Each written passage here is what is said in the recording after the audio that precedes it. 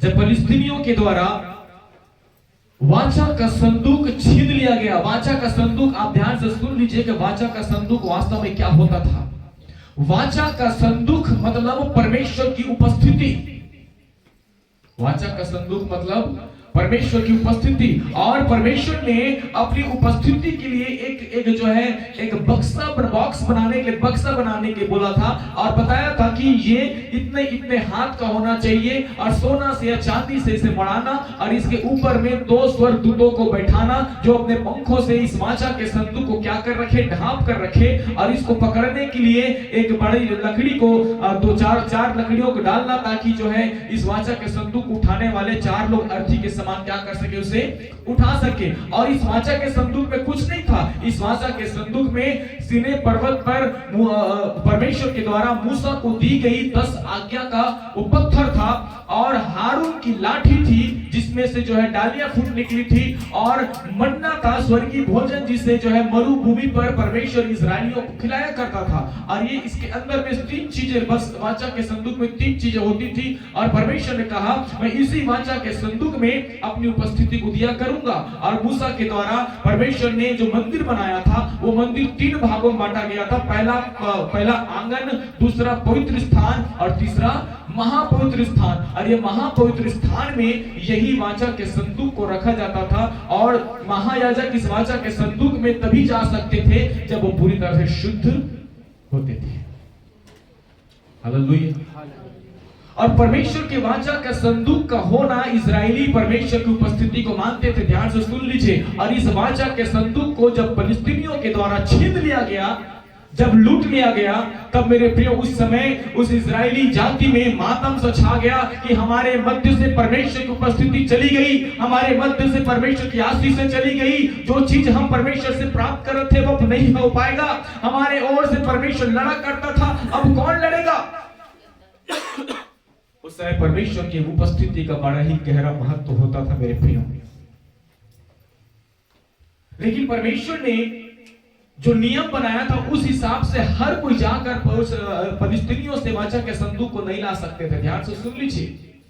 परमेश्वर ने आज्ञा दिया था कि लेवी वंश के लोग, लेवी गोत्र के लोग ही वाचा के संदूक को क्या कर सकते हैं, उठा सकते हैं। उसके अलावा कोई भी वाचा के संदूक को नहीं छू सकता।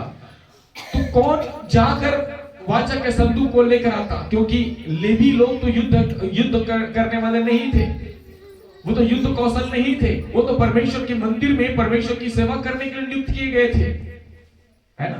कौन जाता लेने के लिए? अरे पूरा इजराइल में क्या हो गया था, इजरायली जाति में मातम छा गया था कि परमेश्वर की उपस्थिति क्या हो गई है, छीन ली गई है। जब दाऊद के द्वारा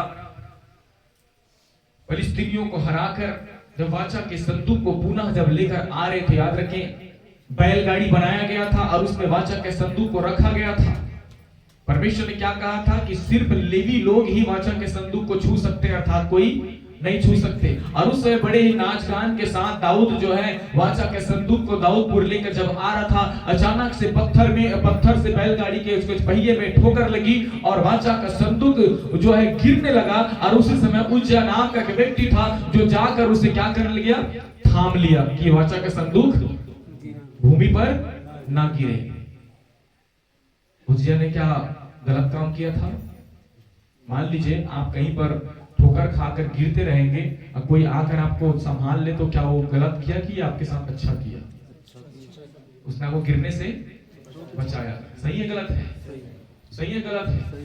तो उज्जिया ने क्या गलती किया था भाई कि उसने तो सिर्फ जो है उस गिरती हुई लुढ़कती हुई वाचा के संदूक को ना गिरे करके थाम लिया, है ना। लेकिन परमेश्वर का क्रोध भड़का और उज्जिया उसी वक्त क्या हो गया, मर गया। क्यों भाई? उसने क्या गलती किया था? उसने क्या गलती किया था, है ना? कोई गलती किया था? उज्जिया ने कुछ गलती किया था? उसने तो वाचा के संदूक को गिरने से रोका था।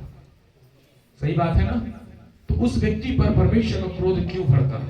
कारण ये था मेरे प्रियो, परमेश्वर अपने वचन को महत्व देता है और उसने कहा है कि मेरा संदूक जहां पर मैं विराजमान होता हूं, जहां पर मैं उपस्थित होता हूं, उसे सिर्फ लेवी जाति के लोग ही क्या कर सकते हैं, छू सकते हैं, उठा सकते हैं, और किसी और को छूने का अधिकार नहीं था। और उच्चा इस बात को जानता था, उसके बावजूद उसने क्या कर लिया, उसे उसकी नजर में, उसकी दृष्टि में तो उसने अच्छा काम किया था, लेकिन परमेश्वर की दृष्टि में उसने गलत किया था। हालेलुया। और ये देखकर दाऊद के मन में क्या आ गया, पीड़ा आ गया। उज्जा ने क्या गलती किया प्रभु कि तूने इसे क्या कर दिया, मार दिया। दाऊद को थोड़ा बुरा लगा, है ना? दाऊद को क्या लगा, बुरा लगा। दाऊद भी इस बात को नहीं समझ पा रहा था, ये परमेश्वर कि एक नियम के खिलाफ था जो उज्जा ने किया था। भले ही वो गिर जाता, लेकिन उसे हाथ लगाने की आवश्यकता नहीं थी। अगर वो अनजान था, फलिस्तीन लोग तो अनजान थे ना, फलिस्तीन लोग जो वाचा के संदूक उठाकर ले गए थे, वो क्यों नहीं मरे? वो क्यों नहीं मरे? क्योंकि ये आज्ञा फलिस्तीन लोगों के लिए नहीं था, वो तो अन्य जाति के लोग थे। उसे नहीं मालूम था कि परमेश्वर की उपस्थिति इसमें है। वो तो इसे सोना से बड़ा हुआ एक संदूक समझकर उसे उठाकर ले गए। लेकिन ये उज्जा, इसको तो मालूम था कि परमेश्वर का नियम क्या है।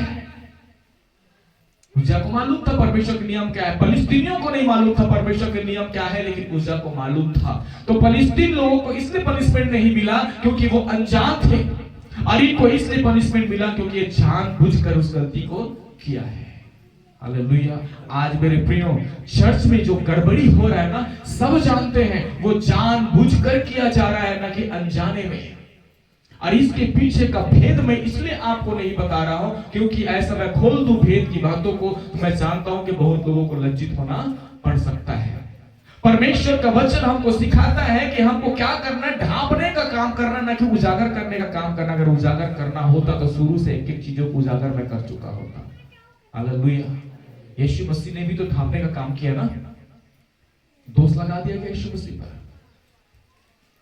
तो जानकर जो अनजान बनता है उसके लिए सजा तो मुकर्रर हो चुकी है।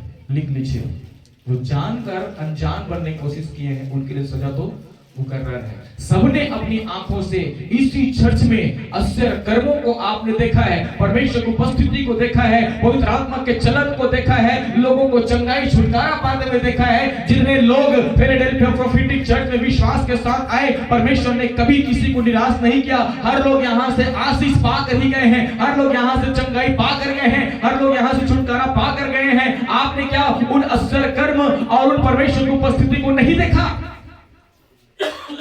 और जब आपने देखा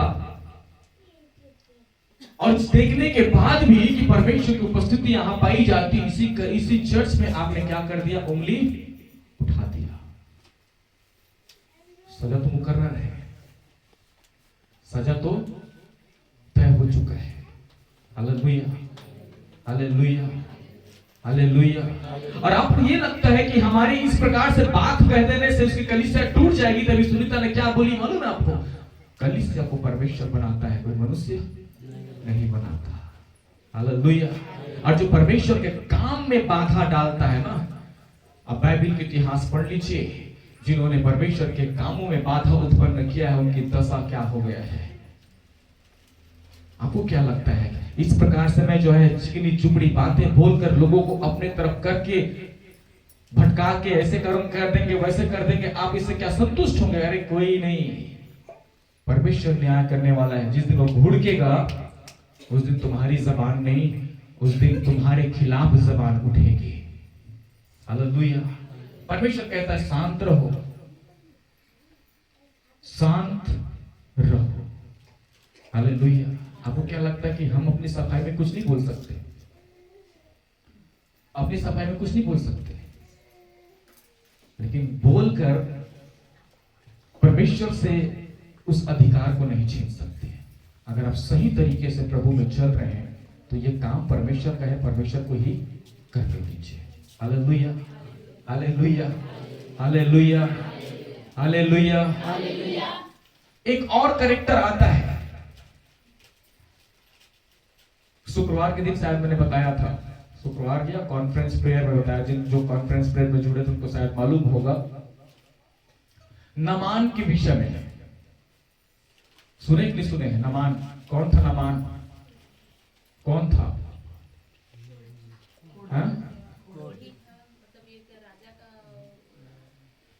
चलो ठीक है, वो कोढ़ी था, तो कोढ़ कहां पर था उसका?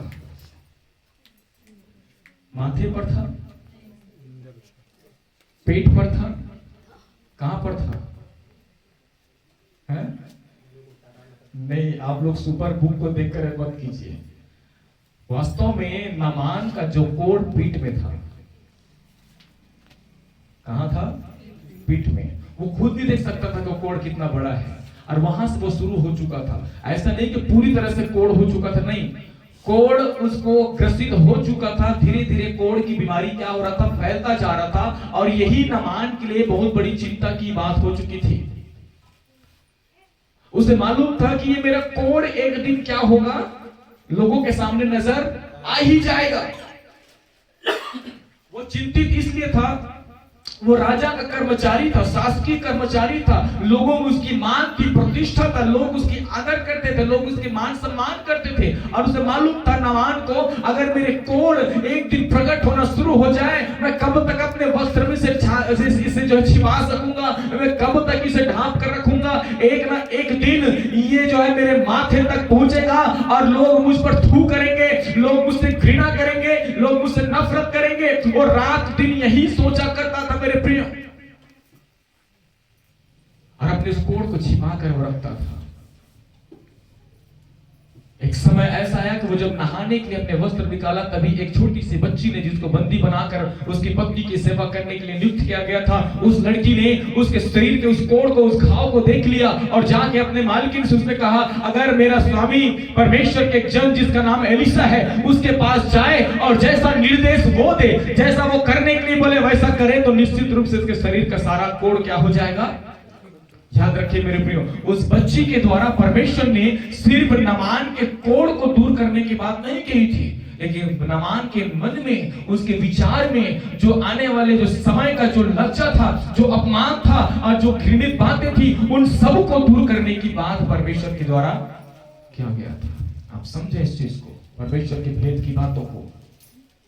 और इसलिए कहा, जैसा जैसा एलिशा करे वैसा ऐसे कर देना। अब ये क्या सोचा? अपने बुद्धि का इस्तेमाल किया ना, नामान ने अपनी बुद्धि का इस्तेमाल किया। उसने सोचा होगा कि वो जो झाड़ फूंक करने वाला होगा, अगरबत्ती जलाएगा, नारियल जलाएगा, कुकरी मांगेगा, बोकरा मांगेगा, शराब मांगेगा, सोना मांगेगा, चांदी मांगेगा, रुपया पैसा मांगेगा, और उसी आधार पर जो है नामान ने अपने साथ, अपने रथ में बहुत सारे धन दौलत, बहुत से जो है भेंट की वस्तुओं को लेकर वो एलिशा से मुलाकात करने के लिए चला गया। एलिशा दूर से ही बोल दे, जा अपने स्वामी को बोल दे कि जाकर यरदन नदी में 7 बार क्या कर ले, क्या कर ले। नामान क्या सोचकर आया था? मुझे बैठाएगा, मेरे वस्त्र निकाल कर मेरे घाव को क्या करेगा, साफ करेगा, उसमें दवाई लगाएगा, मरहम पट्टी लगाएगा, उसका पैसा मुझे देना पड़ेगा। इस बेचारा सारी तैयारी के साथ आया था। याद रखें, परमेश्वर का काम इतना कठिन नहीं है।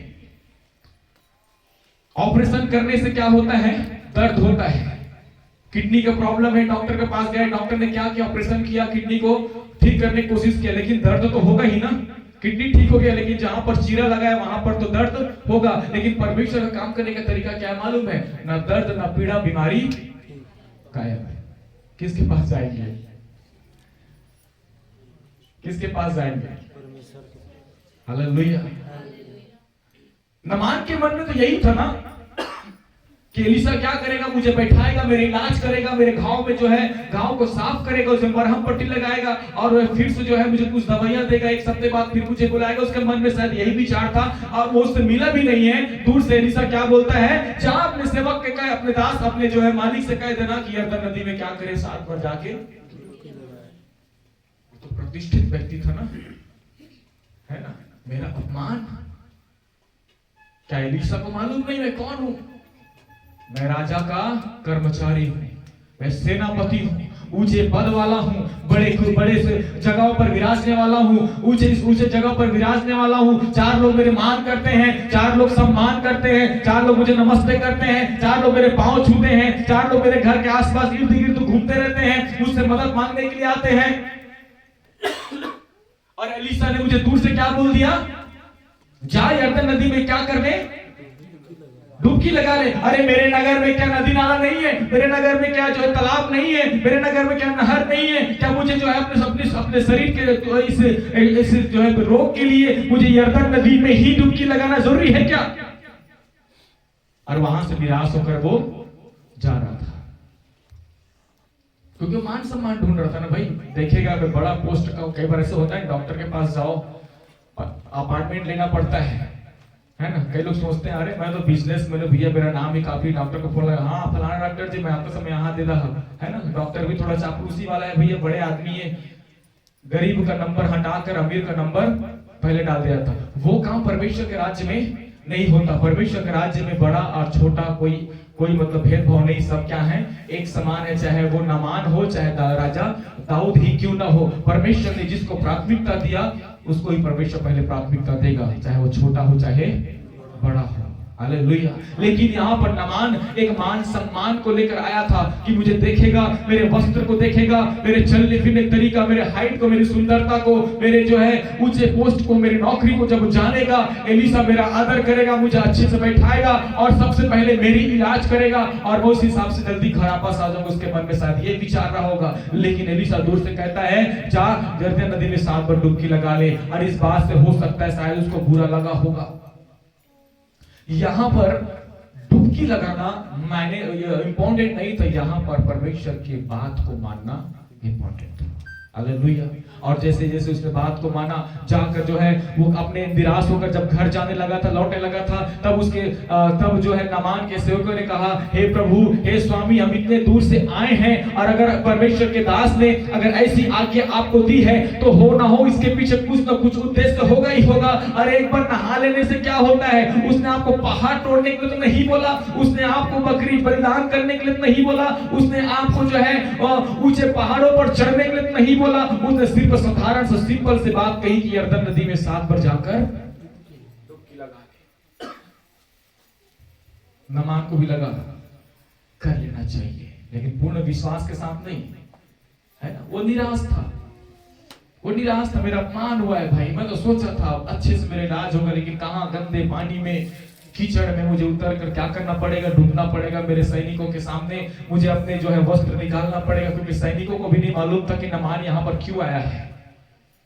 ध्यान से सुन लीजिए, अगर आप नामान की थ्योरी पढ़ेंगे तो आपको पता चलेगा नामान के साथ जितने सैनिक आए थे उनको भी नहीं पता था कि नामान को क्या है, कोड है। वो तो इसलिए आए थे चलो भाई वहां से जाकर मिलकर आना है, और इसलिए यरदन नदी में सबके सामने वस्त्र निकालना उनको थोड़ा सा क्या हो रहा था, गिल्टी फील हो रहा था। मैं वस्त्र निकालूंगा, मेरे पीठ के घाव को लोग देखेंगे, और अगर मैं मान लो 7 बार डुबकी लगाने के बाद अगर मैं ठीक नहीं हुआ तो यही सैनिक जाकर मेरे नगर में क्या कर देंगे, ढिंडोरा पीट देंगे कि हमारा मालिक कैसा है, कोड़ी है, मेरी क्या इज्जत रह जाएगी। हो सकता है इस लज्जा को देखकर वो जो है सोच रहा था कैसे करूं, है ना। इसलिए बोला था ना, मेरे नगर में जाकर नहा लूंगा, मेरे यहाँ भी तो नहर है, नदी है, नाला है, क्योंकि उसे छिप कर करना था।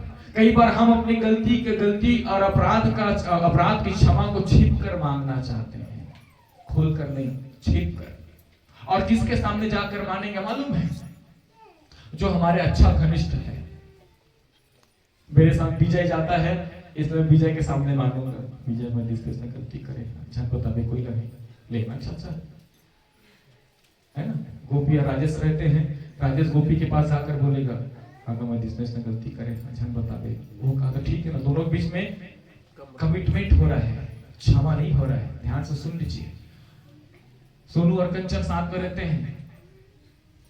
सोनू जाकर कंचन को बोलेगा मामा मैं ऐसे गलती क्यों, बोले क्षमा कर दे।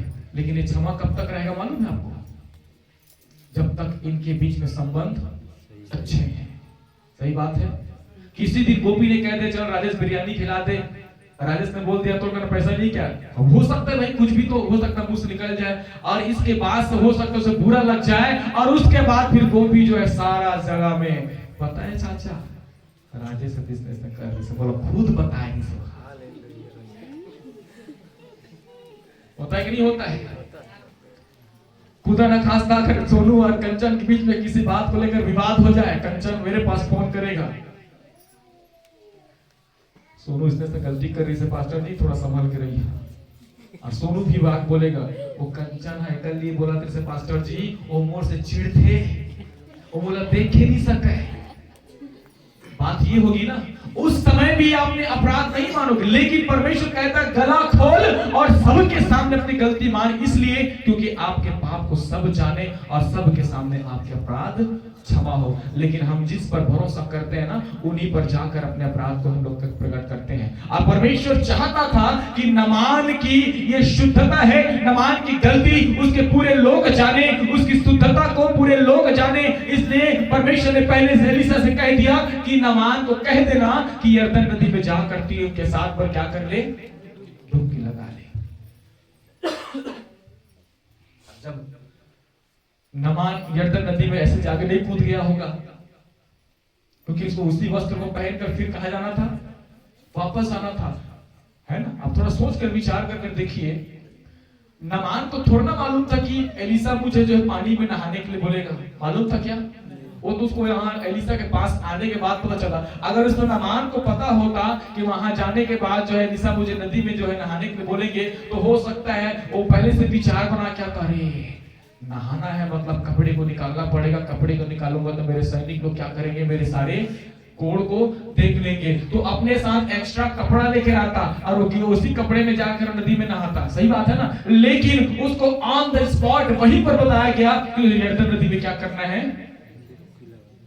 वो लज्जित हो गया था, क्या करूं भाई, मेरे पास कोई ऑप्शन ही नहीं है। चलो सबके सब कह रहे हैं तो एक बार अपने पाप को क्या किया जाए, दिखाई दिया जाए। और जैसे जैसे मेरे प्रियो नामान अपने वस्त्र को निकालता गया, उसके शरीर के वो घाव, वो कोड़, वो अशुद्धता दिखाई देने लगी। लोग उसके सैनिक उसको देखकर अचंभा करने लगे। अरे हम ऐसे व्यक्ति के साथ घूम रहे थे जिसको छूत की बीमारी है, जिसको कोड़ है, जिसके शरीर से बदबू आता है, अब तक हम ऐसे व्यक्ति के साथ जो है संगति कर रहे थे। क्या हो सकता है मेरे प्रियो, जब नामान मुड़ कर देखा होगा, उसके लोग उससे घृणित कर रहे होंगे, कोई लोग नजर चुरा रहे होंगे, कोई लोग छीछी कर रहे होंगे। लेकिन इस निराशा में पहला डुबकी उसने लगाया, अपने हाथ पैरों को देखा कुछ नहीं हुआ, उसके बाद दूसरा डुबकी लगाया, उसने देखा कुछ तो महसूस हो रहा है, तीसरा हुआ, चौथा हुआ, पांचवा और छठवां होने तक उसके मन में एक विश्वास पैदा हो चुका था। और जैसे ही सातवीं बार डुबकी लगाकर उठा, मेरे प्रियो उन सैनिकों के भी आंखों को विश्वास नहीं हुआ, उनके शरीर से वो रोग कहां चला गया जिसे हमने अभी देखा था।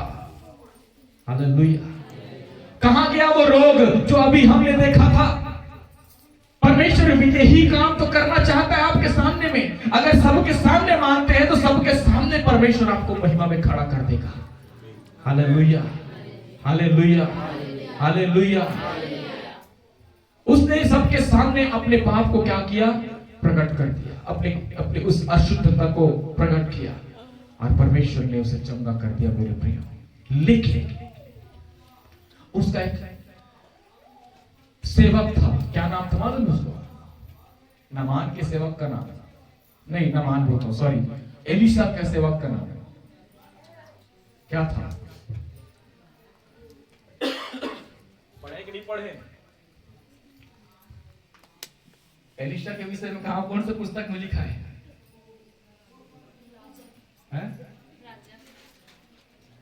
तो एलीशा का सेवक कौन था? क्या नाम था एलीशा के सेवक का?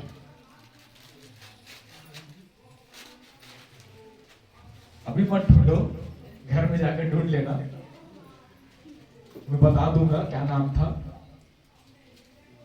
नामान अपनी शुद्धता से, अपने रोग से मुक्त होने के बाद जो चीज भेंट चढ़ाने के लिए लाया था, वो जाकर एलीशा को वो देना चाहा। सोना चांदी जो भी चीज था, अच्छा वस्त्र, खाने पीने का सामान। एलीशा ने डायरेक्टली बोल दिया कि मुझे इन सारी चीजों की आवश्यकता नहीं है। लेकिन ध्यान से सुन लीजिए, एलीशा का एक सेवक था जिसका नाम था गेहजी। याद आया? क्या नाम था? उसको जो है नामान की संपत्ति को देखकर लालच आया। और जब नामान इस बात को सोचा, अरे ये तो बहुत अच्छा प्रभु के दास है, मुझे चंगा भी कर दिया और मुझसे एक सोने का सिक्का भी, चांदी का सिक्का भी नहीं लिया। और इस चीज को गेहजी देख रहा था, अरे कम से कम मेरे स्वामी को थोड़ा तो कुछ ले लेना चाहिए था, है ना, थोड़ा सा पूछ लेना चाहिए था। कई बार मुझे भी मेरे चर्च के कई लोगों ने बोला था कि पास्टर जी आप 40 दिन 50 दिन तक उपवास रखते हैं, सबके लिए चंगाई छुटकारे की प्रार्थना करते हैं, तो उसके लिए भी आप कुछ किया करो भाई, प्रार्थना करने के लिए कुछ डिमांड किया करो। मेरे ही मन में थोड़ा सा आया था, चलो रसीद छपवा लेते हैं, फोन में प्रार्थना करने का 200 रुपया, तो हाथ में हाथ रख के प्रार्थना करने का सही है।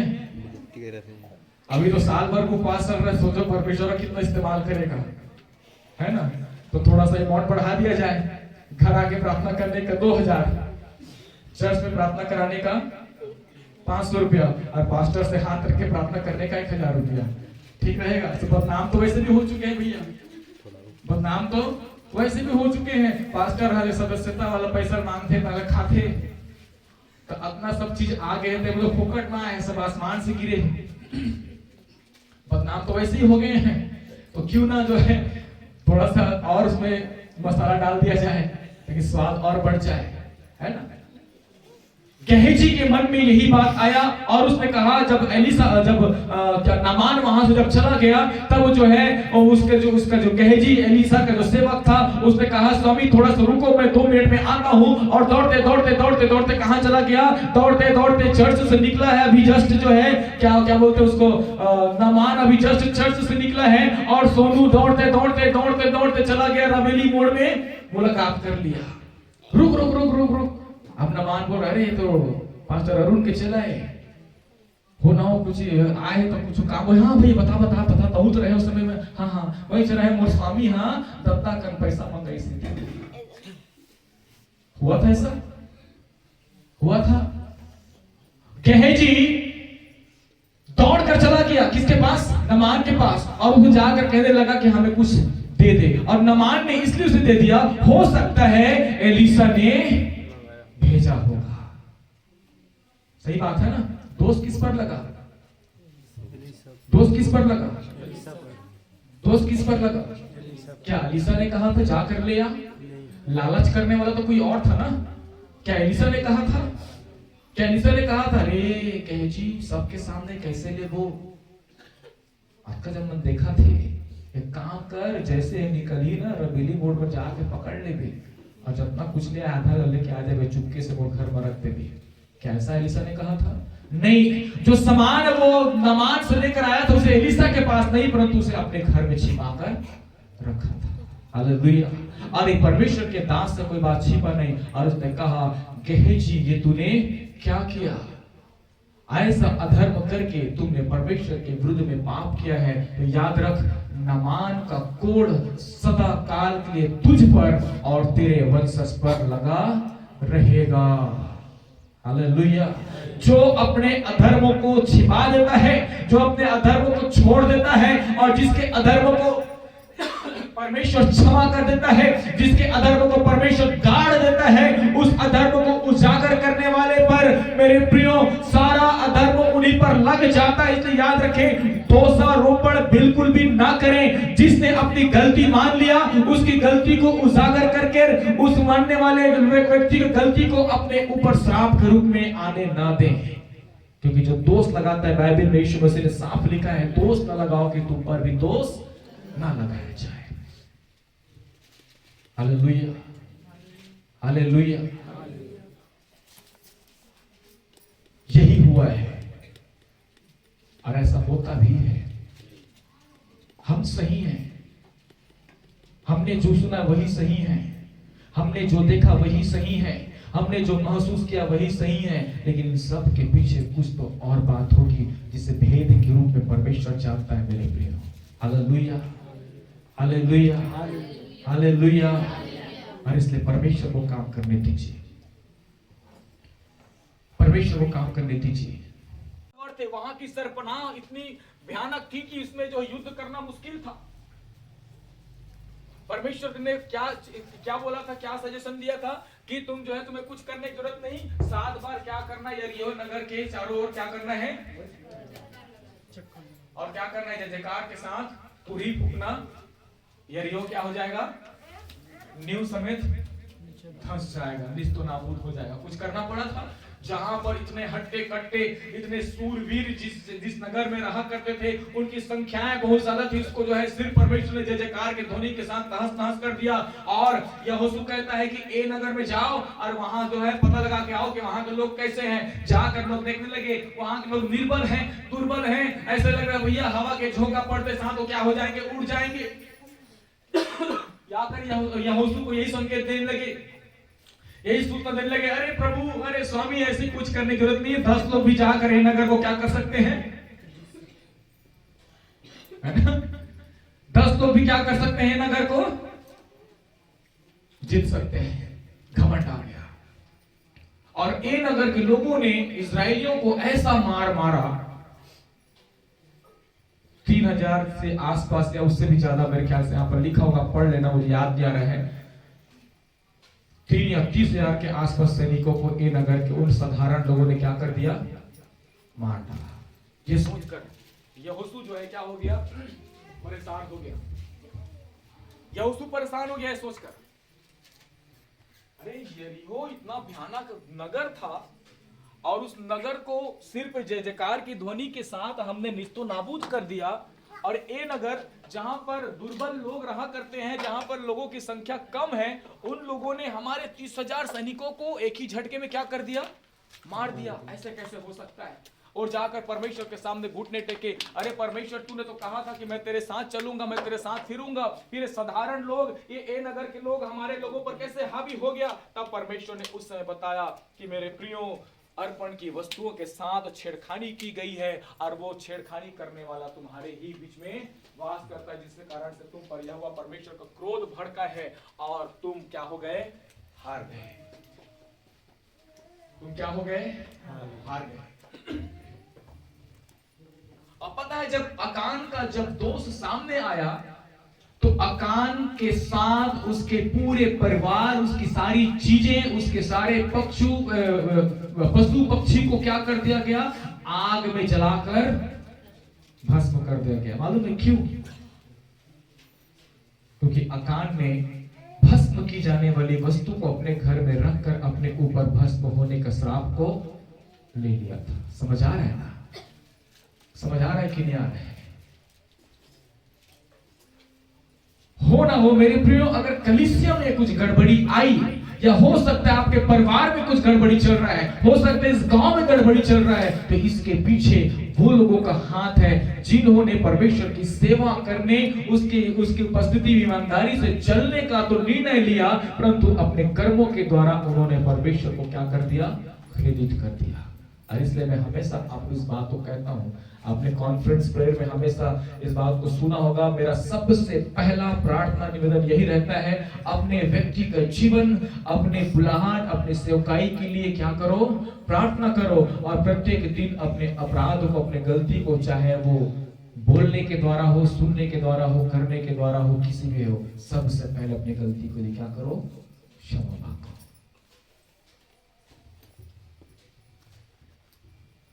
हन्ना सफीरा के विषय पता है, उन्होंने क्या गलती किया था? उन्होंने परमेश्वर से झूठ बोला था।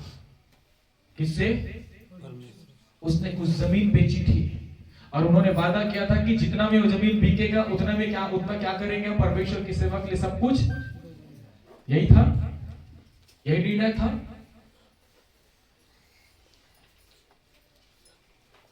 कई बार क्या होता है ना, देखिए मैं आपको बता दूं, हमारे अंदर में हमारे जीवन को श्राप कैसे ग्रसित करता है।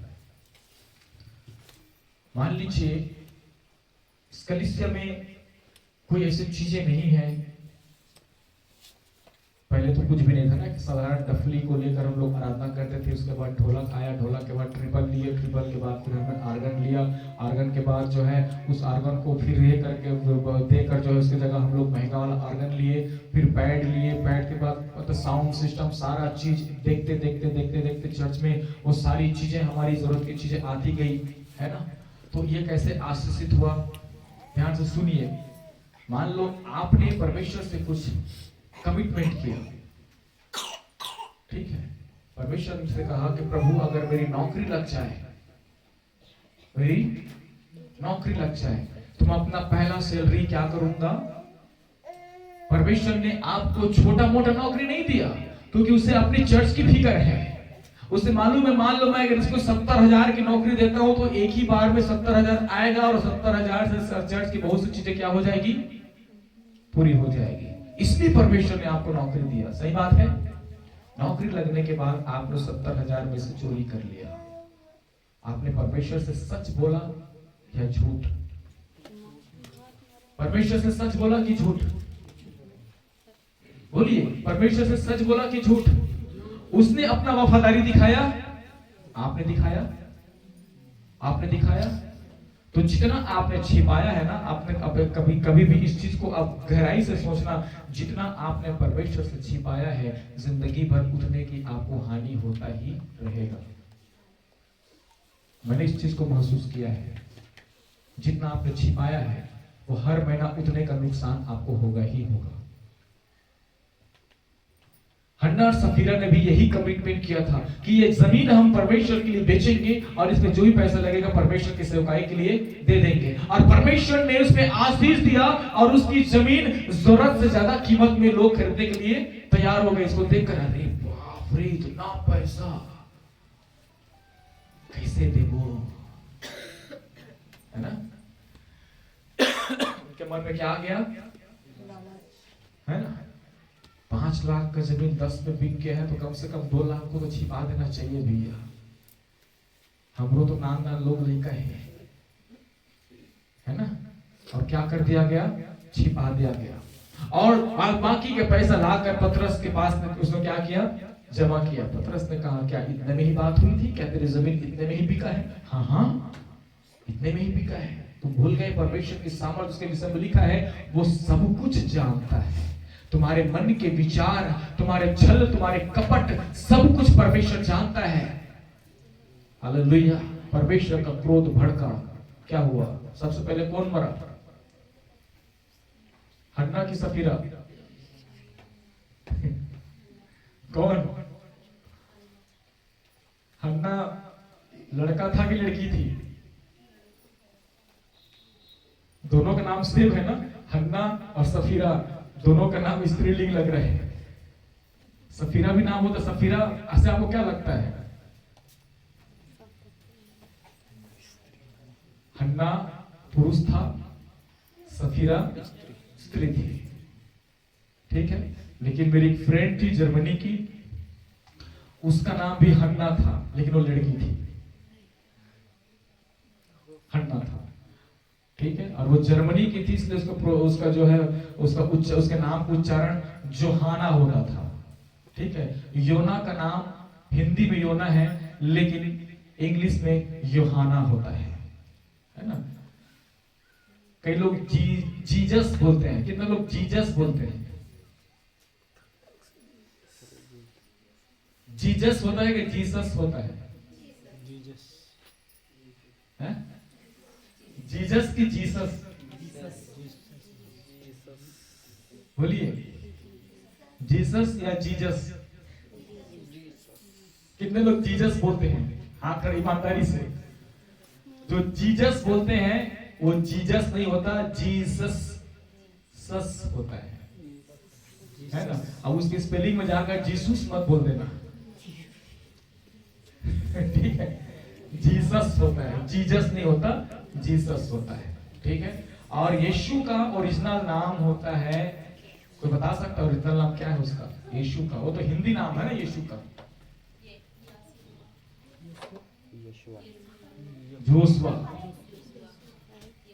जोशुआ, समझ आ रहा है ना। यहोशू का वास्तविक नाम जोशुआ है और यहोशू को एक्चुअल में जोशुआ बोला जाता है। समझ आ रहे हैं? यहोशू का पढ़ लेना, यहोशू के नाम का भी अर्थ वही होता है, छुटकारा देने वाला।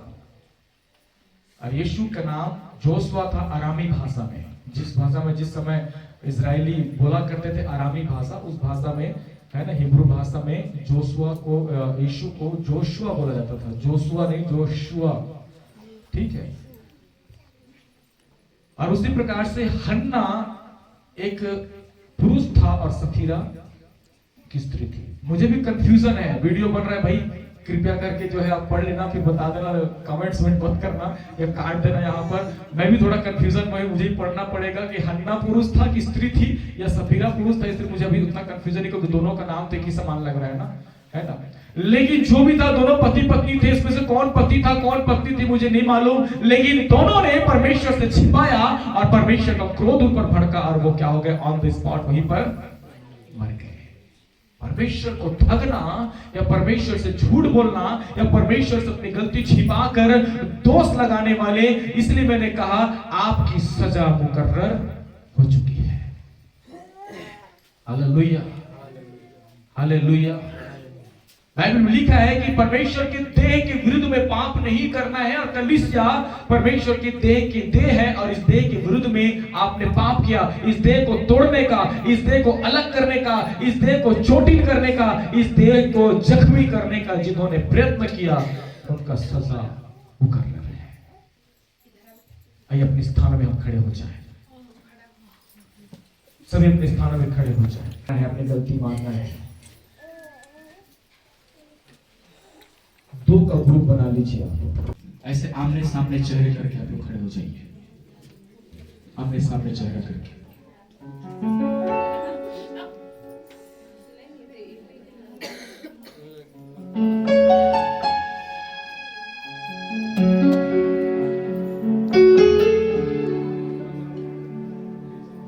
मेरे प्रिय, मैं आपको ये नहीं बोल रहा हूं कि आप अपनी गलती उनके सामने प्रकट करें, आपको ये नहीं कह रहा हूं उसके सामने अपने अधर्मों को मान लें। आप जिसके हाथ को आप पकड़े हैं उनको साक्षी मानकर आप परमेश्वर से अपने संबंध को सही कर लें।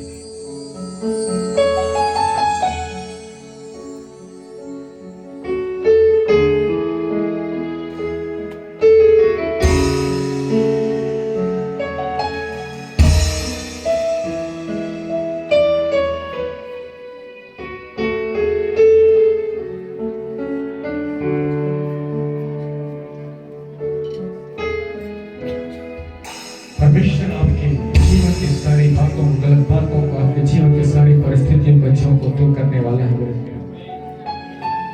पहले से बढ़कर आप अपने हृदय में एक हल्कापन, एक शांति को, एक आनंद को महसूस करने पाएंगे।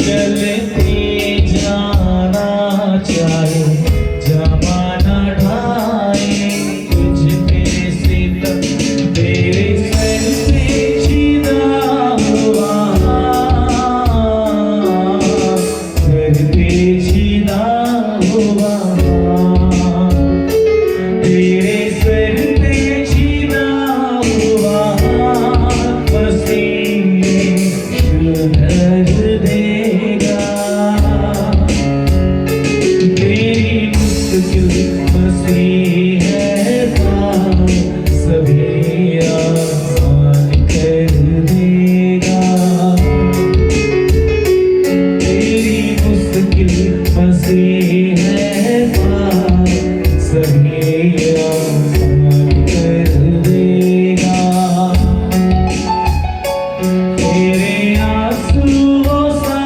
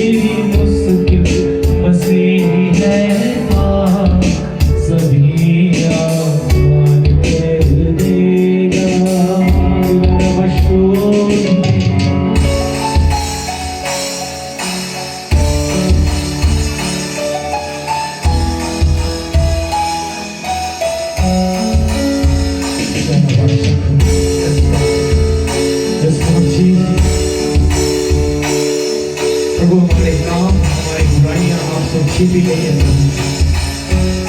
सब पिता एक दूसरे के सामने पिता अपने अपने अपराध अपने गलती अपने पापों को मान लेते हैं प्रभु जी। हमारे अधर्म हमारे गुनाह हमारे गलती के कारण से इस कलीसिया में पिता परमेश्वर गड़बड़ी आया है, हमें क्षमा कर दीजिए प्रभु जी।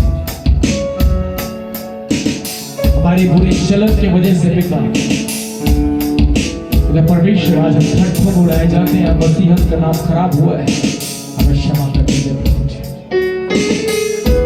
हम उन सारी वेदियों को पिता परमेश्वर गलत तरीके से जो हमने स्थापित कर रखा था, यीशु के नाम से उसे नष्ट करते हैं। परमेश्वर हमारे जीवन में आ जाइए, हमारी गलती हमारे गुनाह अपराध को क्षमा कर दीजिए। अपनी महिमा को अद्भुत रीति से सब प्रकट कीजिए यीशु के नाम से, आमीन। सभी अपने स्थानों में बैठ जाएंगे। तो प्रभु आपके लिए वो कर दिखाएगा जिसकी कभी आपने उम्मीद भी नहीं किया है। हालेलुया। आप परमेश्वर को काम करने दीजिए, अपने समझ अपने बुद्धि का इस्तेमाल मत कीजिए। मनुष्य जाति के लिए एक ही न्यायी है जिसका नाम है परमेश्वर, यहोवा परमेश्वर, और न्याय करने का काम केवल उसी का है। Hallelujah, hallelujah. न्याय करने का काम केवल परमेश्वर का है, और परमेश्वर के जगह में परमेश्वर को ही रहने दीजिए। उसके जगह लेने की आवश्यकता आपको नहीं है। मनुष्य न्याय करेगा, गड़बड़ी हो सकता है। मनुष्य झूठे गवाह भी खड़े कर सकते हैं, मनुष्य छल भी कर सकता है, लेकिन परमेश्वर जब न्याय करता है उसके सामने झूठ के लिए कोई भी जगह नहीं है। वही मालिक है, उसकी जगह आप लेने का प्रयत्न बिल्कुल भी ना करें। मालिक को मालिक ही रहने दीजिए। वो आपके जीवन का, आपके घर का, आपके परिवार का, आपके घराने का, इस कलीसिया का, इस गांव का, इस गांव में रहने वाले हर एक जाति, हर एक समाज के लोगों का स्वामी वही है, और उसके स्वामित्व को छीनकर उसके जगह में खुद को स्थापित करने की आवश्यकता मत कीजिए। हालेलुया। जो काम परमेश्वर का है वो काम परमेश्वर को ही करने दीजिए। चंगा करने का काम किसी मनुष्य का नहीं, चंगा करने का काम परमेश्वर का है, वो काम उसी को करने दीजिए। हालेलुया। छुटकारा देने का काम किसी इंसान का नहीं है, छुटकारा देने का काम परमेश्वर का है, काम उसी को करने दीजिए। वही आपके जीवन में सब कुछ पूरा करेगा। Hallelujah, hallelujah. खुद को परमेश्वर की जगह में मत रखें, पर परमेश्वर ने जहां आपको रखा है वहीं पर रहें, उससे आगे बढ़ने की जरूरत नहीं है। हालेलुया। अपने से बढ़ने की तो कदाचित नहीं। अगर परमेश्वर आपको बढ़ाता है बात अलग है, लेकिन खुद से उससे उभर करने की आपको आवश्यकता बिल्कुल भी नहीं है। कृपया ध्यान रखें, परमेश्वर के नियम को ना तोड़ें। आप इतने भी शरीफ नहीं है। आप पता है दोष कौन लगाते हैं? जिन पर लाख प्रकार की बुराइयां कूट के भरी है, वही लोगों पर दोषारोपण करते हैं। नाक किसका कट रहा है? जो खुद बुराई में फंसे हैं, और वो कहते हैं चर्च में ऐसा हुआ है, हमारा नाक कट गया। अरे तो तुम्हारे काम कितने अच्छे थे जिसका तुम्हारा नाक कट गया भाई, है ना?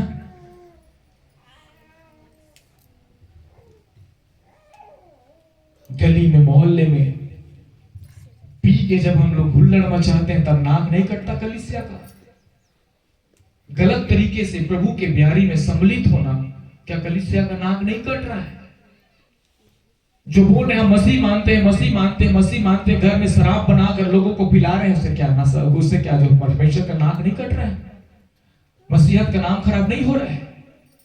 बोलिए।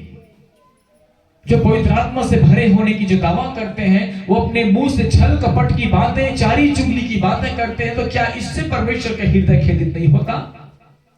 अगर परमेश्वर ने सत्य की आत्मा से आपको भरा है, तो क्या उस सत्य के आत्मा ने आपको झूठ का साथ देने और सच्चाई को दबाने के लिए आपको शिक्षा दिया है? कहां है वो आत्मा? जो आपको दर्शन, जो आपको प्रकाशन देता था, वो आत्मा कहां है? कहां गया वो पवित्र आत्मा जिससे भरे होने की आप दावा करते हैं? कहां है वो आत्मा जो जिससे आप दर्शन पाने की दावा करते हैं? कहां है वो आत्मा जिससे आप जो है स्वप्न देखने का दावा करते हैं? कहां गया वो आत्मा? क्या उस पवित्र आत्मा ने आपको यह भी बताया कि आपके चलन कैसा है? क्या उस पवित्र आत्मा ने आपको नहीं बताया आपको कि ये काम नहीं करना, ये काम करना है? क्या सिर्फ पवित्र आत्मा ने आपको चर्च के अगुवे के ही विषय में बताया कि वो गलत है, खुद के विषय में नहीं? क्यों? पवित्र आत्मा ने खुद के विषय में नहीं बताया कि आप कैसे हैं। पवित्र आत्मा ने केवल अगुवे के ऊपर ही आपको उंगली उठाने के लिए बताया। कितने लोग पवित्र आत्मा से भरे हैं? पवित्र आत्मा का दान पाने वाले कितने हैं? हाथ खड़ा कीजिए। कितने लोग टंग्स में प्रार्थना कर सकते हैं? पवित्र आत्मा से कितने लोग भरे हैं? कितनों ने पवित्र आत्मा का वरदान पा लिया है? ईमानदारी से। नहीं तो आने वाले दिन में मैं प्रकट करूंगा कि आपने पवित्र आत्मा का दान पाया है कि आपके द्वारा शत्रु शैतान काम करता है।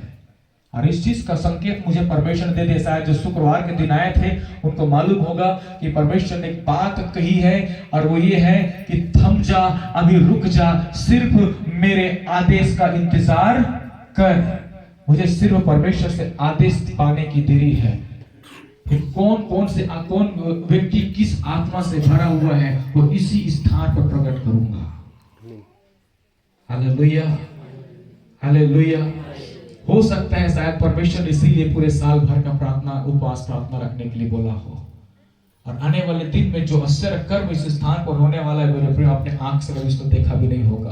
और परमेश्वर ने कहा है, अभी इसी संदेश में शुरू करने वाला था कि प्रभु वो चंगाई और छुटकारे का काम फिर से प्रारंभ किया जाए कि नहीं। परमेश्वर ने कहा रुक जा बेटा, अभी थोड़ा ठहर जा। सब्र का फल क्या होता है? मीठा होता है। और लोगों को थोड़ा सा भटक जाने दे,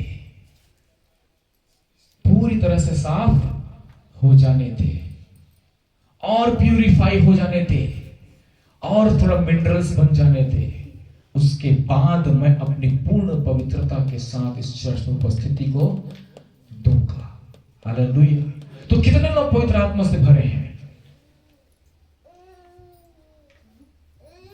हाथ खड़ा कीजिए जो पवित्र आत्मा से भरे हैं। अगर आप पवित्र आत्मा से भरे हैं तो आज की रात आप पूछ कर देखिए पवित्र आत्मा से क्या सही और क्या गलत है। बाइबल में लिखा है ना, परमेश्वर हमको एक सहायक देगा, सत्य की आत्मा। किसकी आत्मा? किसकी आत्मा? और वो सत्य की आत्मा के विषय में लिखा है सदा तुम्हारे साथ रहेगा। क्या लिखा है? कई लोग बोलते हैं मोर पर पवित्र आत्मा ऐस। अरे भैया, पवित्र आत्मा आता नहीं है, पवित्र आत्मा ठहर जाता है। हालेलुया। पवित्र आत्मा दिन, तिथि, तारीख, शुभ अशुभ मुहूर्त देखकर नहीं आता, आकर ठहर जाता है। मैंने बताया था ना, कौन सा दिन बताया था आपको याद है? शुक्रवार के दिन। आप भी थे ना, भोपाल भी। खेत में जाते हैं फसल बोने के लिए, धान का बीज को जो है छींचने के बाद वो धान का बीज ऑटोमेटिकली आपके घर में फिर आ जाता है। का भैया कल हमारा फिर छींचे जावे हैं, ऐसे करके जहां पर छींचा गया वो वहीं पर ठहरता है। ठहरता है कि नहीं? आप विश्राम भी खेती करते हैं ना, आप अपने खेत में जाते हैं, बीज को बो कर आते हैं, सही बात है। दूसरा दिन जब जब उठते हैं तो फिर से वो बीज आपके घर में बोरा में पड़ा हुआ मिलता है क्या? कहां रहता है वो? वहीं पर जहां पर बोया गया। और उसी भूमि पे वो मरता है, मरकर अंकुरित होता है, धीरे धीरे धीरे धीरे क्या होता है? वो बढ़ता है और उसमें फिर फल लगना शुरू होता है। याद रखें, परमेश्वर ने आपको पवित्र आत्मा दे दिया है एक बीज के रूप में, वो अंकुरित होगा, वो बढ़ेगा, बढ़ते बढ़ते बढ़ते उसमें फल लगेगा, और उसमें जो फल लगेगा वो कहलाता है आत्मा के फल। समझ आया? तो पवित्र आत्मा जो है एक शुभ अशुभ मुहूर्त को देखकर नहीं आता। कई लोग बोलते हैं ना, यहाँ भी बोलते हैं, हमारे ऊपर आज हमारे चर्च में आज पवित्र आत्मा आए रही से। अच्छा, का खवाया था ना, चाह पानी पियाया या नहीं पियाया? आप पवित्र आत्मा बैठ कुकरी खावे की बोकरा, दारू लेबे की बिस्की पूछे? पवित्र आत्मा आता है, मेहमान है वो। पवित्र आत्मा मेहमान है, या पवित्र आत्मा को बुलाने के लिए छाती पीटना पड़ेगा आ करके? वो आपके खुले हुए हृदय को, आपके समर्पण, आपके त्याग को देखकर आएगा। भाई, जो भूमि अच्छे से जोती गई हो, फसल के लिए पूरी तरह से तैयार कर दिया गया हो, किसान उसी में तो बीज जाकर बोता है ना, कि कहीं भी सूखा डबरी में जाकर छींच कर आ जाते हैं। कितने लोग अपने फसल बोने से पहले खेतों को साफ करते हैं? करते हैं ना? सही बात है ना? सही बात है, गलत बात है? यही नियम है फसल बोने का।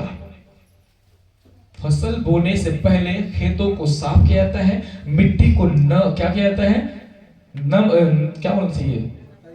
नहीं, नरम करना चाहिए, नरम होना चाहिए ना। मिट्टी को पहले नम्र किया जाता है ना? और उसमें जितने भी अगर कोई अनुचित प्रकार का जो पुराना जो पौधा है, उन सारे गलत पौधों को, जिसको हम लोग क्या बोलते हैं शुद्ध छत्तीसगढ़ी में नरई, एक बोलते हैं ना नरई, वो उसको निकाल कर पूरा क्या किया जाता है? साफ किया जाता है। उसमें एक बार नहीं, दो बार नहीं, तीन बार नहीं, कई बार हल चलाना पड़ता है। हल चलाना मतलब होता है तकलीफ से होकर गुजरना। आपके पीठ ल जोर से मैं कोकम था कैसे लागी, फिराही धन गुदगुदी लागी, है ना? तो भाई, जब भूमि पर जब एक हल को जब चलाया जाता है तो उसका मतलब है पीड़ा का समय। समझ आ रहा है कि नहीं आ रहा है? वो भूमि पीड़ित होता है, एक बार नहीं, 2-3 बार। उसके बाद उसमें पानी डालकर कोपर सोपर से फिर खुंदौला जागो, ये जागो, दुनिया प्रकार के चीज पूरी तरह से जब एकदम जख्मी किया जाता है ना, जख्मी होने के बाद फिर जब तैयार हो जाता है बीज के लिए, उसमें फसल, उसमें बीज बोया जाता है। जब पूरी तरह से आपका हृदय जब तैयार हो जाता है, पूरी तरह से टूट जाते हैं, संसार की चीजों के लिए टूट जाते हैं, बिखर जाते हैं, उस कंडीशन में परमेश्वर देखता है अब मेरे बेटी का हृदय तैयार है, मेरे बेटे के हृदय तैयार है। परमेश्वर पवित्र आत्मा के बीज को क्या कर देता है? बो देता है। और वो बोने के बाद वो बीज को हर दिन लेके नहीं चला जाता, वो बीज बो दिया गया, और उस बीज को बढ़ाना आपके ऊपर डिपेंड करता है। जितना ज्यादा आप संगति करेंगे, जितना ज्यादा प्रार्थना में रहेंगे, जितना वचनों को पढ़ेंगे, वो बीज उतना ही ज्यादा बढ़ता जाता है। और एक समय ऐसा आएगा मेरे प्रियो, उसी पवित्र आत्मा के बीज जो फलवंत होता है, उस बीज से आप बीमारों को चंगा करेंगे। किसी के हृदय में पवित्र आत्मा का बीज से बोया था, याद रखें, धान तो एक होता है ना, धान एक शब्द है, सही बात है, लेकिन उसकी क्वालिटी, कि इसको महामाया होता है ना, वो भी धान ही है ना, स्वर्णा धान ही है, बासमती, HMT, विष्णुभोग सब धान है, लेकिन हर एक का क्वालिटी अलग अलग है। अब हो सकता है पवित्र आत्मा का वही बीज आपके अंदर बोया गया है, हो सकता है वो बढ़कर चंगाई का वरदान बने, हो सकता है भविष्यवाणी का वरदान बने, हो सकता है अद्भुत काम करने का वरदान बने, हो सकता है आत्माओं का परखने का वरदान बने। सही है ना? अब वो कौन सी जो है आत्मा में, वो आत्मा जो बीज जो पवित्र आत्मा का बोया गया है, वो फलवंत होकर कौन सा वरदान निकलता है, ये आपके ऊपर डिपेंड करता है। इसलिए आपको बढ़ाना है। अब समझ आया? हर लोग चंगाई छुटकारा वाला बन जाते हैं। मैं छूता था टिंग टिंग टिंग टिंग करते दुष्ट आत्मा, मैं छूता था लई कसू सकते। अच्छा, मतलब तुम तो परमेश्वर से ही बढ़कर हो गए भाई, है ना? ये फलाना पास्टर का क्या बजा था, मैं तो हमा दे छू रहा था, दुष्ट आत्मा वाला मन लई कसू तक थे मुदक थे। अच्छा, क्या बात है यार। मतलब बोए हंसता है सोरना, और वह काटे के क्या कर बासमती चावल काटिया बढ़िया हो जाइए ऐसा। जो बोगे पवित्र आत्मा के द्वारा जो बोया गया वही आप काटोगे। इसलिए परमेश्वर के वचन में लिखा है सबको अलग अलग वरदान परमेश्वर ने दिया है, किसी को उसी आत्मा के द्वारा ज्ञान और बुद्धि का, किसी को उसी आत्मा के द्वारा परख का, किसी को चंगा करने का, किसी को सामर्थ्य काम करने का, किसी को भविष्यवाणी करने का, किसी को अन्य अन्य भाषा बोलने का, तो किसी को अन्य भाषा के अनुवाद करने का। किसके द्वारा? एक ही आत्मा के द्वारा। तो पता नहीं इस चर्च में अब तक जो आत्मा उतर रहा था वो कौन सा आत्मा है भाई, जिसने आपको झूठ का साथ देना सिखा दिया और सच को फुटबॉल की तरह लात मारना। सत्य की आत्मा लिखा है और सत्य की आत्मा सत्य को नहीं झूठ को लात मारने काम करता है। अब मैं यही सोचता हूं जो गए यहां से वो झूठे थे, वो झूठे थे और उनके जगह पर परमेश्वर ईमानदार और सच्चे लोगों को खड़ा कर देगा। Hallelujah, hallelujah. किस बात की चिंता? मैंने पहले कहा था एक छोड़ेंगे दो आएंगे, दो छोड़ेंगे चार आएंगे, चार छोड़ेंगे आठ आएंगे, आठ छोड़ेंगे 16 आएंगे, लेकिन कलीसिया घटेगा नहीं, बढ़ेगा, क्योंकि कलीसिया को बढ़ाने वाला मनुष्य नहीं परमेश्वर है। बोले आमीन। आश्चर्य कर्म करने वाला मनुष्य नहीं परमेश्वर है। जाओ जिनको जहां जाना है, छैया भूया ला छोड़ जब जाता है फिर आवे कहां रे, आना तो यही पड़ेगा, क्योंकि फिलाडेल्फिया के लिए परमेश्वर ने एक योजना बना दी, एक प्रमाण पत्र लिख दिया, एक आदेश जारी कर दिया कि इस चर्च में इस गांव में एक ही चर्च होगी जिसका नाम फिलाडेल्फिया प्रोफेटिक चर्च रखा जाएगा। कहां जाओगे आप? परमेश्वर की उपस्थिति चाहे वही तो आओगे ना, और वो उपस्थिति हम लाएंगे। मानता हूं मैं कि बीते दिनों जो भी घटनाएं घटी जिस कारण से परमेश्वर की आत्मा को शोकित होना पड़ा है, लेकिन परमेश्वर ज्यादा दिन तक नाराज नहीं रहता। उसके विषय में लिखा है भला परमेश्वर, 4 तारीफ करेंगे, हमारा परमेश्वर दौड़ते हमारे पास आ जाएगा। बोले आमीन। मैं कॉलेज में पढ़ाता था ना, अग्रेसन गर्ल्स कॉलेज में, वहां पर एक प्रिंसिपल था सिंह सर करके। गर्ल्स कॉलेज में गर्ल्स प्रिंसिपल नहीं, जेंट्स था प्रिंसिपल। तो जिस समय मेरे ज्वाइनिंग हुआ था उस कॉलेज में, उसके 10 दिन बाद जो है एनुअल फंक्शन होना था। तो सीनियर क्लास की 2 लड़कियां थी, एक का नाम ट्विंकल था, एक का नाम प्रिया अग्रवाल करके, ट्विंकल चौहान और प्रिया अग्रवाल, ये लोग सीनियर क्लास के थे। तो इनको जो है एनुअल फंक्शन की तैयारियों में पूरा जिम्मेदारी दिया गया था। तो कुछ गड़बड़ी हो गया था, तो कुछ गड़बड़ी होने के कारण से जो है प्रिंसिपल सर इन पर चिल्ला रहे थे। उसी समय मैं भी ऑफिस में बैठा हुआ था, क्योंकि मेरे ज्वाइनिंग लेटर वहां से मिलना था। तो प्रिंसिपल सर जो है उसी वक्त जो है मेरा प्रिंसिपल से बातचीत जब चल रहा था, मुझे कब से कैसे कैसे काम करना है, कितना कौन से पेज के लोगों को कितना कितने समय में टाइमिंग देना, सब कुछ बना रहे थे। उसी समय एक प्यून आकर जो है उनका शिकायत किया कि वो लड़की लोग जो अपना काम से ना करके ही बकबक कर रहे हैं। तो प्रिंसिपल ने तुरंत उसको बुलाया और बहुत ज्यादा फटकार उनको लगाया मेरे सामने में ना। वही भी देख रहा था, फटकार लगा रहे थे, काफी डांट रहे थे।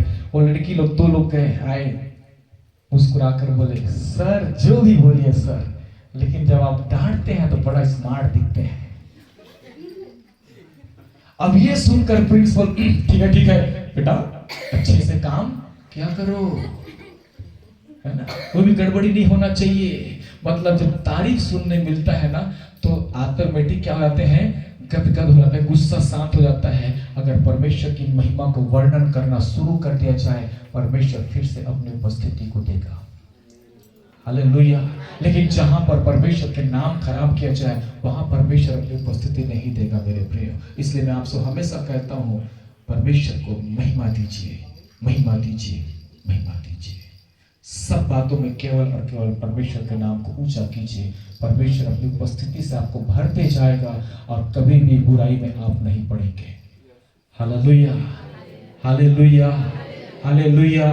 परमेश्वर का वचन कहता है मेरे प्रियो, जो वरदान खुदा ने आपको दिया है उस वरदान के पीछे भागो, न कि दाएं मुड़ो न बाएं मुड़ो, न पीछे देखो न आगे देखो, कौन क्या बोलता है, क्या कौन सुनता है, किसने क्या कहा किसने क्या नहीं कहा, ये आपके लिए मायने नहीं रखता। जो बीज परमेश्वर ने आपके हृदय में बो दिया है वो वरदान को बढ़ाने का प्रयत्न कीजिए, वही वरदान आपको आत्मिक ऊंचाई पर लेकर जाएगा। अगर परमेश्वर ने पवित्र आत्मा के द्वारा चंगाई का वरदान से आपको भरा है, वो आत्मा बढ़ेगा और एक दिन आपके जीवन के द्वारा मेरे प्रियो बीमार चंगे होंगे, लंगड़े चलेंगे, अंधे देखेंगे, गूंगे बोलेंगे और मुर्दे जिलाए जाएंगे, क्योंकि परमेश्वर इसी चीज के लिए आपको इस्तेमाल करना चाहता है। अपने वरदानों को पहचानिए। पवित्र आत्मा को सिर्फ इसलिए इस्तेमाल मत कीजिए जहां पर आप गलत साबित हो रहे हैं, है ना। शांत रहिए, डरो मत, चुपचाप खड़े रहो, खुदा के नजात के काम देखो। Hallelujah, hallelujah. परमेश्वर जो कहता है उसे पूरा करने के दिखाता है। मेरे प्रिय, आज थोड़े हैं ना जो काम करने के लिए हमारे भाई बहन लोग गए हैं, वो जब आएंगे वो अचंभित करेंगे कि जब हम छोड़ कर गए थे लोग तो कम थे, इतना भीड़ कैसे हो गया। ये कब होगा मालूम है आपको? जब आप ईमानदारी से प्रार्थना करना शुरू करें। हालेलुया। परमेश्वर को काम करने दीजिए, परमेश्वर को काम करने दीजिए। पवित्र आत्मा आपके जीवन में बहुत ऐसे काम करेगा मेरे प्रिय। बेशक ये 2024 हम सब के लिए कठिनाई का समय है, लेकिन 2024 के बाद 2025 भी तो है, 2026 भी तो है, 2027 भी तो है। एक दिन दुख उठाने से अगर पूरा हमारा साल भर अच्छा चला जाता है तो मैं सोचता हूँ एक दिन दुख उठा लीजिए। हालेलुया। परमेश्वर को काम करने दीजिए। आइए अपने स्थान पर फिर से खड़े हो, हम प्रार्थना करेंगे। Thank you father, glorify your name Jesus. आपकी स्तुति हो पिता, आपकी महिमा हो।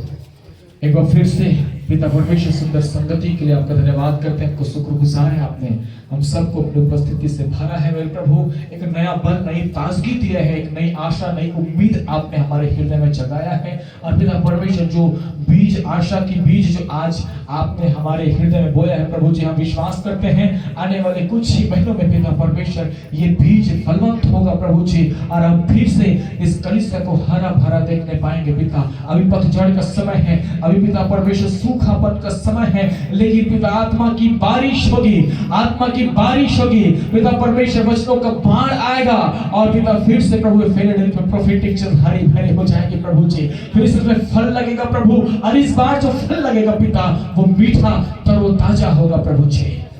यीशु के नाम से इस बड़ी महिमा के लिए हम आपसे प्रार्थना करते हैं, अपने जलाल को प्रकट करें यीशु के नाम से, आमीन।